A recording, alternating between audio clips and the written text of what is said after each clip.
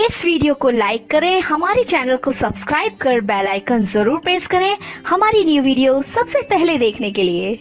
आज एक बार मैं फिर आप लोगों के सामने हाजिर हुआ हूँ ये बताने के लिए कि आखिरकार सरकार को इस बात का एहसास हुआ कि जो लोग अलग अलग शहरों के अंदर, गांव के अंदर फंसे हुए हैं, उन्हें भी अपने घर जाना है। अगर यही फैसला अगर पहले ही ले लिया जाता तो शायद इतनी दिक्कतों का सामना नहीं करना पड़ा होता। अचानक आप लोगों से ये कह देंगे कि जहाँ है वहीं पर रहो, तो इससे सबसे ज़्यादा अगर दिक्कत किसी को आई है तो वो मज़दूरों की, जो दिन में कमाते थे रात में खाते थे। लेकिन किसी तरह से बहुत सारे एनजीओज़ ने, बहुत सारे सियासी संगठनों ने, बहुत सारे इंडिविजुअल्स ने इन लोगों की मदद की। लेकिन ये आखिर कब तक चलता रहेगा? जब सरकार के ऊपर बहुत ज़्यादा दबाव पड़ा कि बहुत ज़्यादा लोग ऐसे फंसे हुए हैं और इन्हें भी अपने घर जाना है, क्योंकि ये सही बात है कि जब ये कोरोना वायरस का कहर आया तो हर माँ बाप चाहता था कि हमारे बच्चे हमारे पास होना चाहिए, और हर शख्स ये कोशिश में लगा हुआ था कि मुझे मेरे घर तक किसी तरह से पहुंचा दो।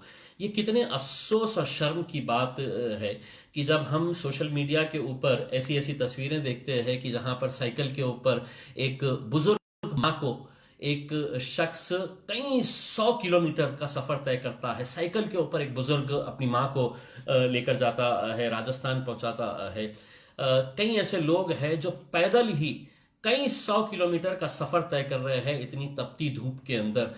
इसके लिए आखिर कौन जिम्मेदार है? देखिए, जिम्मेदारी जिसकी भी है, अगर हमने अभी कहना शुरू करा तो आप कहेंगे कि हम सियासत कर रहे हैं, लेकिन नहीं, ये आवाज़ हम यकीनन लोकसभा के आने वाले अधिवेशन के अंदर उठाएंगे कि किस तरह गरीबों के साथ ये छेड़छाड़ किया गया है। अब चूंकि सरकार ने ये फैसला लिया है कि हम ये लोगों को जाने की इजाज़त देते हैं, तो सरकार अपनी हरकतों से बाज नहीं आती है कि गरीबों को किस तरह से और परेशान किया जाए, उनको हैरान किया जाए। जो कंडीशंस लगाई गई है कि अगर आपको अपने गांव जाना है, अपने शहर जाना है, तो आपको महज सिर्फ इतना नहीं करना है कि आपको अपनी गाड़ी अरेंज करना है, आपका मेडिकल टेस्ट करवाना है। अगर आप ओके अगर है, मेडिकल सर्टिफिकेट में अगर आपका ओके आ जाता है, आप गाड़ी में बैठिए और चले जाइए। नहीं, लेकिन उसका भी एक प्रोसीजर तैयार किया गया है उन गरीबों के लिए जो अभी खाने के मोहताज है, जिनके पास अनाज के लिए भुखमरी से वो इतने परेशान है, और सरकार उनसे कहती है कि ठीक है, हम तुमको पासेस देंगे, लेकिन आपको वो पूरा प्रोसीजर कंप्लीट करना पड़ेगा। आप देखिएगा जो डिटेल्स डाली गई है कि अगर किसी को अगर पास निकालना है कि मुझे यहाँ से लखनऊ जाना है, दिल्ली जाना है, पटना जाना है, हैदराबाद जाना है, तो मुझे सिर्फ जाके मैं एक फॉर्म भरूं और पास मिलेगा, ऐसा नहीं है। उसके अंदर सरकार ने ये कहा है कि आपको पासपोर्ट साइज की अपनी फोटो जोड़ना पड़ेगा। अब कहाँ पे है, कौन से फोटो स्टूडियोज चालू है? अगर किसी के पास नहीं है फोटो तो वो क्या करेगा? आपको आधार कार्ड चाहिए। क्यों, कोई बैंक का लोन ले रहे हैं? आधार कार्ड किस लिए चाहिए है? अगर मैं अपने गांव जाना चाह रहा हूं, मैं अपने शहर जाना चाह रहा हूं, तो इसके अंदर ये प्रोसीजर्स क्यों? संस्थेचे प्रमाण पत्र, यानी कि आप जिस जगह पे काम कर रहे हैं उसका प्रमाण पत्र, कंपनी का आईडी दीजिएगा, नोंदणीकृत डॉक्टर जो है, जो रजिस्टर्ड डॉक्टर है, उनका सर्टिफिकेट, हाँ, ये सर्टिफिकेट होना बहुत ज़रूरी है। तो ये सब चीज़ों की फॉर्मेलिटी करना। अब इंसान को एक अपने घर जाने की जल्दी पड़ी हुई है और सरकार ऐसे ऐसे कंडीशंस डाल रही है। एक ईमेल आईडी दे दिया गया है कि आप ऑनलाइन जाइए और ऑनलाइन जाकर आप http covid19.mhpolice.in, अब ये इसके ऊपर जाइए और अपना फॉर्म भर दीजिएगा। मुझे ये बताइएगा कि सिर्फ महज औरंगाबाद के अंदर करीब, एक अंदाजे के अनुमान के हिसाब से, करीब 1,500 से 2,000 ऐसे मजदूर लोग हैं, ऐसे कामगार लोग हैं जो उत्तर प्रदेश से ताल्लुक़ रखते हैं या बिहार से ताल्लुक़ रखते हैं या झारखंड से ताल्लुक़ रखते हैं। ये कब जाएंगे वेबसाइट के ऊपर, और वेबसाइट के ऊपर जाके ये प्रोसीजर कब कंप्लीट होगा? तो इन सब दिक्कतों को देखते हुए मैंने ये तय किया है कि मैं एक अपने ऑफिस के ऊपर हम एक हेल्प डेस्क तैयार कर रहे हैं, जिसमें हमारी पूरी टीम वहां पर सुबह 11 बजे से लेके दोपहर में 2 बजे तक वहां पर बैठेगी। अब जो लोग अपने अपने गांव को जाना चाहते हैं, और मैं सिर्फ ये औरंगाबाद के हद तक बात कर रहा हूं, मुझे मालूम है कि दूसरे जिले के भी लोग उतने ही परेशान होंगे। मैं दूसरे जिले के वहां के जितने भी नेता हैं उन लोगों से अनुरोध करूंगा कि इसमें लोगों की मदद करें। तो हमारा ये सेंटर है, मेरा ऑफिस दिल्ली गेट के कलेक्टर ऑफिस के बाजू में ही है, मेन चौराहे के ऊपर। तो वहां पे हमारा एक हेल्प डेस्क हम बना रहे हैं। वहां पे हमारे 6 लोगों की टीम 11 बजे से दोपहर में 2 बजे तक वहां पर मौजूद रहेगी। आप वहां पर अपने डॉक्यूमेंट्स लेकर आइएगा। और ये एक कंपलसरी ये किया गया है कि आपको अगर कहीं जाना है तो अपनी गाड़ी का इंतजाम आप खुद करिए।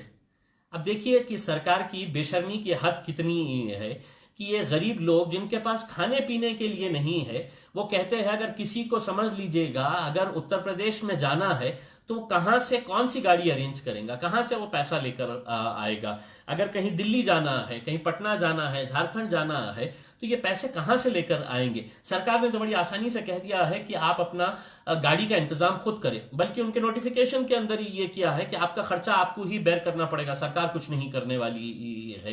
तो ये बहुत ही अफसोस और शर्म की बात है। खैर जो भी है, हम आपसे जितनी हमारी तरफ से हम मदद कर सकते हैं, हम इंशाल्लाह पूरी कोशिश करेंगे आप लोगों की मदद करने के लिए। ऐसे जितने भी लोग हैं जो अलग अलग जगहों के ऊपर फंसे हुए हैं, जो औरंगाबाद आना चाहते हैं, वो लोग भी हमारी जो टीम है उनके साथ आप कांटेक्ट करिएगा। मेरे फेसबुक पेज के ऊपर इसकी पूरी जानकारी रहेगी। जो हमारे मेंबर्स वॉलंटियर्स वहां पर बैठने वाले हैं, इन सब के मोबाइल नंबर्स रहेंगे। और साथ ही साथ हमने एक सेपरेट ईमेल तैयार किया है। उस ईमेल आईडी के ऊपर, ईमेल आईडी है IJ यानी कि इम्तियाज जलील का IJMP helpdesk@gmail.com, IJMP helpdesk@gmail.com, IJMP helpdesk, ये पूरा वन वर्ड है, @gmail.com। इसके ऊपर आप जाइए, आपकी पूरी डिटेल्स दे दीजिएगा, ऑनलाइन दे दीजिएगा। अगर आप नहीं आ सकते हैं, अगर समझ लीजिएगा आप कहीं कन्नड़ में फंसे हुए हैं, गंगापुर में है, वैजापुर में है, पुलिस आने नहीं दे रही आपको अपने घर जाने के लिए, ये अलग दिक्कत का मामला है, तो आप किसी के जरिए आपकी पूरी जानकारी हमारे इन नंबर्स के ऊपर या हमारे ईमेल आईडी के ऊपर किसी की मदद लेकर हमारे पास फॉरवर्ड कर दीजिएगा। हम पूरे प्रिंटआउट्स निकालेंगे और पूरे प्रिंटआउट्स निकलवाने के बाद हम आपका पूरी फाइल तैयार करके हम पुलिस कमिश्नर ऑफिस के पास लेकर जाएंगे। जो आउट ऑफ स्टेट है, आउट ऑफ स्टेट जो जाने वाले हैं, यानी कि महाराष्ट्र के बाहर जिन्हें जाना है, उसकी परमिशन जिलाधिकारी के पास से मिलेगी। तो उनकी फाइल पूरी तैयार करके हम वहां पे सबमिट करेंगे और कोशिश करेंगे कि जल्द से जल्द आपकी परमिशन आ जाए। और आपकी परमिशन आने के बाद आपको आने की जरूरत नहीं पड़ेगी, हम खुद आपके घर तक ये पहुंचाने का इंतजाम करेंगे। तो बस यही उम्मीद है कि आप लोग अपने अपने घरों के ऊपर जल्द से जल्द पहुंच जाए। एक दूसरा मैं अनुरोध उन लोगों से करना चाहता हूं। देखिए, बहुत सारे ऐसे गरीब लोग हैं जो महाराष्ट्र के अंदर ही अलग अलग जिलों के अंदर रहते हैं। बहुत सारे ऐसे कॉलेज स्टूडेंट्स हैं, यंग लड़के और लड़कियां हैं। हर रोज मुझे फोन आता है कि किसी को बुल्ढाना जाना है, किसी को नासिक पहुंचना है, किसी को अलग अलग जिलों के अंदर जाने का है। तो ये लोगों को भी जाने के लिए कहीं ना कहीं कोई इंतजाम, क्योंकि सरकार ने तो कहा है कि आपको अपनी गाड़ी अपना पैसा खर्च करने का है। तो मैं औरंगाबाद में रहने वाले उन तमाम लोगों से हाथ जोड़कर यह विनती करना चाहूंगा कि जिनके पास 4 व्हीलर्स है, आपकी गाड़ी वैसे भी नहीं चल रही है, लॉकडाउन का सिचुएशन है, मेरे पास जितनी गाड़ियां हैं मैं मेरी पूरी गाड़ियां लगाने वाला हूं। अगर आप अपनी गाड़ी अगर इस नेक काम के लिए अगर हमें देते हैं अपने ड्राइवर के साथ, तो वो गाड़ी का नंबर भी आप हमारे इस हेल्प डेस्क के ऊपर दे दीजिएगा। आपका ड्राइवर रहेगा। अगर समझ लीजिएगा कि 4 बच्चियां हैं जिन्हें हमें अहमदनगर तक पहुंचाना है, कोई गरीब बच्चे हैं जिन्हें हमें जालना का परभनी तक पहुंचाने का है, इसके लिए गाड़ियां लगने वाली है। वरना सरकार परमिशन दे देगी और कहेंगी कि अब तुम जाओ, परमिशन से पैदल जाओ, साइकिल पे जाओ, काय पे भी जाओ करके, लेकिन ये हमारी जिम्मेदारी है। तो तमाम वो लोग जिनके पास 4 व्हीलर्स है रखी हुई, कम से कम इस नेक काम के अंदर आप हाथ बटाइए।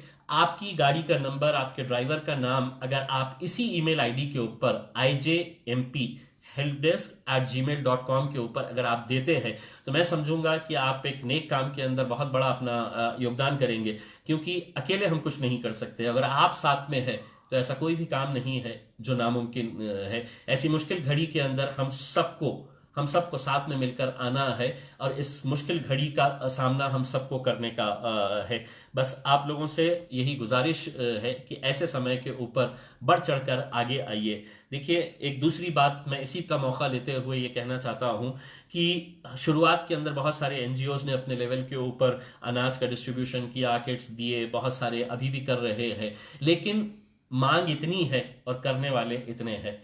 अगर आप थोड़ा सा योगदान अगर करेंगे, किसी के भी, जिस कोई एनजीओ काम कर रहा है, अनाज बांटने का काम कर रहे हैं, हम खुद काम कर रहे हैं मेरे ऑफिस के ऊपर से, आप कुछ नहीं, पैसा नहीं किसी को दीजिएगा, उसमें आप उनके पास अनाज पहुंचा दीजिएगा, किसी को गेहूं दे दीजिएगा, चावल दे दीजिएगा, आपकी तरफ से हम बांटने का काम करेंगे। या हमें नहीं तो आप किसी भी एनजीओ को जो एक नेक काम के अंदर हिस्सा ले रहा है उसको आप अनाज पहुंचाने का काम करिएगा, क्योंकि बहुत सारे लोगों तक पहुंचने का है और करने वाले बहुत ज़्यादा लोग नहीं है। अगर आप हाथ बटाएंगे, अगर आप साथ देंगे तो यकीनन हम ये काम को बहुत आसान कर सकते हैं। एक बहुत अच्छा काम है और मुझे यकीन है कि औरंगाबाद की जनता, औरंगाबाद ज़िले के अंदर जितने भी लोग हैं वो अपने अपने घरों तक पहुंच जाएंगे अगर आप लोगों का साथ रहा। बहुत बहुत धन्यवाद। Thank you.